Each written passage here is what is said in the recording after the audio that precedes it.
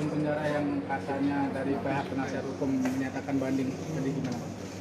Ya, pertama kami sekali lagi mengucapkan terima kasih terlebih dahulu kepada majelis hakim ya, yang telah memberikan vonis, karena vonis ini sesuai dengan prediksi kami sebagai pihak dari korban.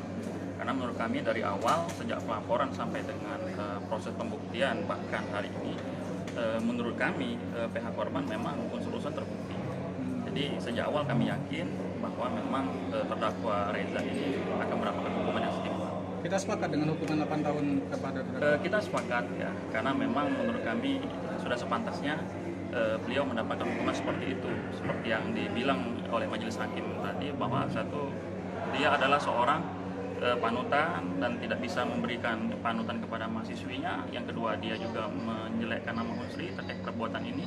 Yang ketiga, berbelit-belit, dan yang keempat, dia membuat para korban ini trauma.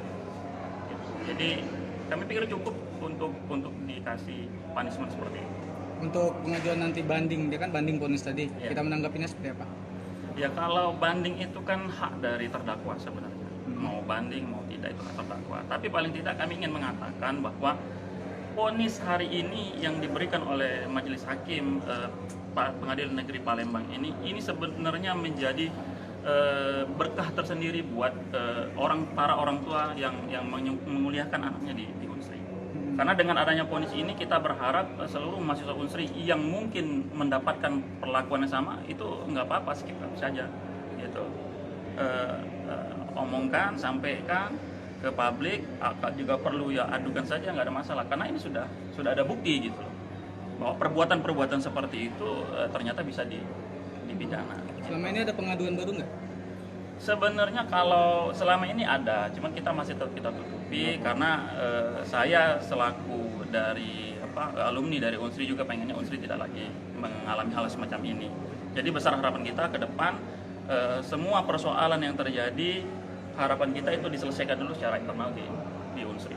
Untuk jumlah korban sendiri, Jumlah korban yang ikut ada 5. Ada 5 orang.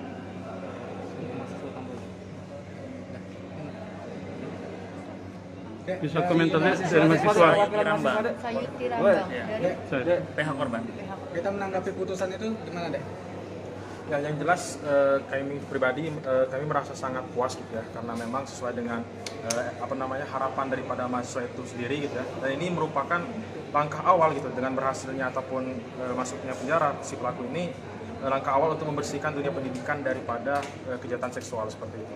Dan kami juga berharap agar ke depan tidak terjadi lagi. Nama lengkap ya? Nama lengkap Hansen Febriansyah. BEM ya? Ya, dari BEM.